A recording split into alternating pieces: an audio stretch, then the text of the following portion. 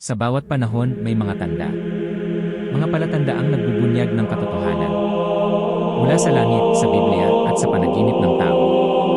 Ito ang mga palatandaan ng panahon. Higit sa bagyo, ang espiritual na klima. Tahimik ang kalangitan, ngunit mabigat ang hangin. Ang mga ulap ay dahan-dahang nag-ipon, parang may iniindang mensahe na hindi mo agad maunawaan. Hindi ito simpleng ulap o bagyo lamang, ito ay simbolo ng mas malalim na kaganapan, isang paalala na ang mundo ay hindi lang pisikal, kundi espiritual. Sa bawat pag-ikot ng panahon may mga palatandaan. Hindi lang mga lindol, ulan, o bagyo ang dapat bantayan, kundi pati ang kondisyon ng puso ng tao. Habang nakatingin ka sa kalangitan, mararamdaman mo ang bigat ng katahimikan. Parang may nagbabantang mensahe sa iyong kaluluwa, hindi ka nag-iisa, ngunit may kailangang baguhin sa loob mo. Ang espasyong ito, na puno ng ulap at hangin, ay simbolo rin ng mga pagkakataon sa ating buhay, mga pagkakataon na maaaring hindi natin namamalayan ngunit hinihintay nating tuklasin. Nakikita natin sa balita ang pagbabago ng klima, bagyong hindi pangkaraniwan, matinding ulan, lindol na sunod-sunod. Ngunit ang tunay na klima ng huling panahon ay hindi lamang nakikita sa kalikasan. Ito ay nasa puso ng bawat isa. Ang galit, kasakiman, at kawalang bahala sa Diyos ay parang unos na dumarating sa mundo. Habang ang mga tao ay natutuon sa pisikal na panganib, madalas nilang nakakaligtaan ang espiritual na babala na mas malalim kaysa anumang meteorolohikal na prediksyon. Ang bawat balita tungkol sa sakuna ay isang paalala, ngunit ito ay panlabas lamang. Mas malaki ang dapat bantayan sa ating sariling puso, kung paano natin iniisip ang kapwa, paano natin pinapahalagahan ang ating pananampalataya, at kung gaano tayo kahanda na tumugon sa mga hamon ng buhay. Maraming puso ang nagiging malamig hindi sa temperatura, kundi sa damdamin. May paglamig sa pananampalataya. May paglamig sa malasakit sa kapwa. May paglamig sa pagkilala sa Diyos. Ang mundo ay puno ng teknolohiya, aliw, at ingay, ngunit mas nagiging malalim ang espiritual na kakulangan. Ito ang klima na hindi nakikita sa radar, ngunit ramdam sa kaluluwa. Ang malamig na puso ay hindi laging napapansin. Hindi ito nagtatambol sa gitna ng gabi, hindi ito nakikita sa ulat sa telebisyon. Ngunit kapag tumigil ka, kapag nagmuni-muni ka sa iyong mga kilos at sa loobin, mararamdaman mo ito, may kulang sa loob, may kahinaan sa pananampalataya, may puwang na hindi napupunan ng kasiyahan o materyal na bagay.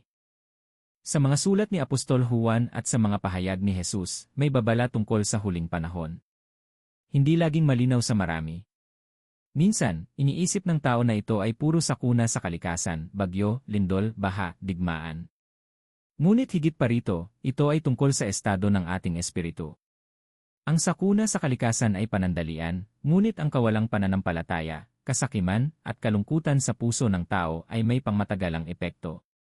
Ang mga salita ni Jesus ay paalala, maging handa kayo, hindi sa panlabas na panganib lamang, kundi sa mga laban na naroroon sa inyong puso at isipan. Bawat lindol o bagyo sa pisikal na mundo ay paalala rin sa espiritual, huminto, magnilay, bumalik sa Diyos. Hindi sapat ang takot sa unos, kailangan ang pagkilala sa sariling kaluluwa. Ang huling panahon ay nagtuturo ng kahalagahan ng panibagong simula, hindi lamang para sa mundo, kundi para sa ating espiritu. Magsimula sa maliit, isang taimtim na panalangin sa umaga, isang simpleng gawa ng kabutihan sa kapwa, o isang sandaling pag-iisip kung paano mo pahahalagahan ang iyong espiritual na kalagayan. Ang pagbabalik loob ay hindi palaging madaling gawin, ngunit ito ay simula ng tunay na pagbabago. Ang ulan ay pumapatak, ngunit ang pagluha ng tao sa kalungkutan ay mas malakas ang dating. Ang lindol ay nagpapayanig sa lupa, ngunit ang kawalang kapanatagan sa puso ng tao ay mas nakakatakot. Ang sakuna sa kalikasan ay pansamantala, ang espiritual na klima ay may pangmatagalang epekto. Kapag ang puso ay malamig, kahit ang kapaligiran ay payapa, may bagyong pinapasan ang tao sa loob. Ang hindi nakikita ng iba, ramdam ng sarili, isang panloob na lindol na walang warning system, isang unos na walang hudyat sa ulap. Nakikita ang espiritual na klima sa galit, away, panlilinlang, at pagwawalang bahala sa kapwa.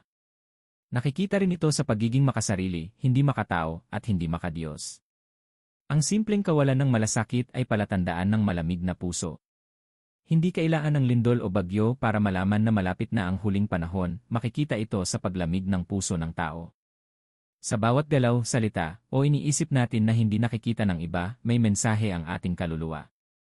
Ang bawat pagkukulang sa kabutihan ay isang babala na kailangan nating magbago. Ang unang hakbang ay ang muling pagising ng damdamin, pagbabalik sa panalangin, pagbabalik sa malasakit sa kapwa, pagbabalik sa Diyos. Ang bawat taong nagbabalik loob ay parang liwanag sa gitna ng dilim ng huling panahon. Hindi ito madaling proseso. May mga araw na tila walang pagbabago, may mga sandaling parang walang nakakaunawa. Ngunit bawat hakbang, bawat maliit na kabutihan, ay bahagi ng espiritual na paghahanda.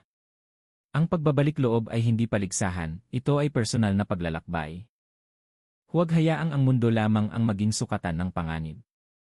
Huwag hayaang ang mga sakuna lamang ang magtakda ng ating takot. Ang tunay na babala ni Kristo ay nasa ating espiritu. Kapag malamig ang puso, mas malaki ang panganib kaysa anumang lindol o ulan. Ang bawat puso na nagiging matigas, may gahlit, o walang malasakit, ay isang hudyat na kailangan nating huminto at magmuni-muni.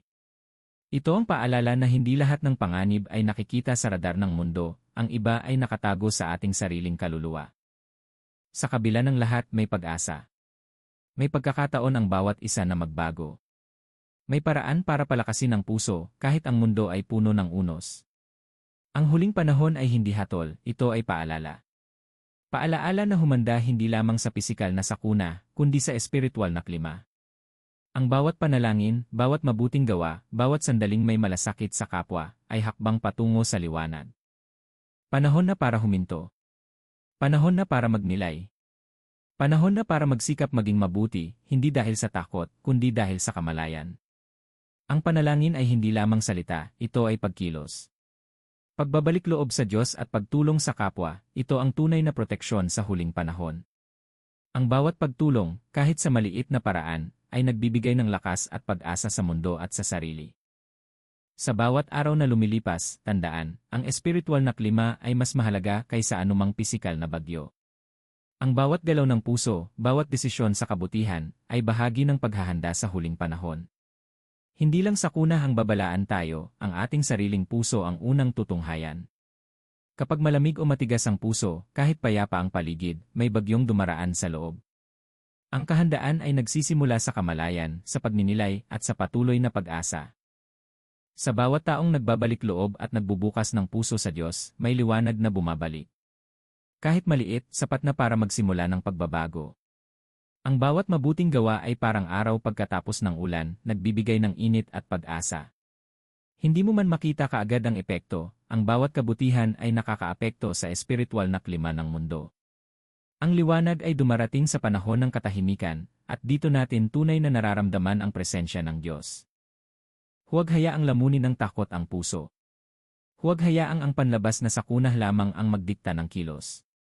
Mas mahalaga ang kamalayan, pananampalataya, at pag-ibig sa Diyos at kapwa. Ang espiritual na klima ay patuloy na nagbabago at kailangan natin maging handa.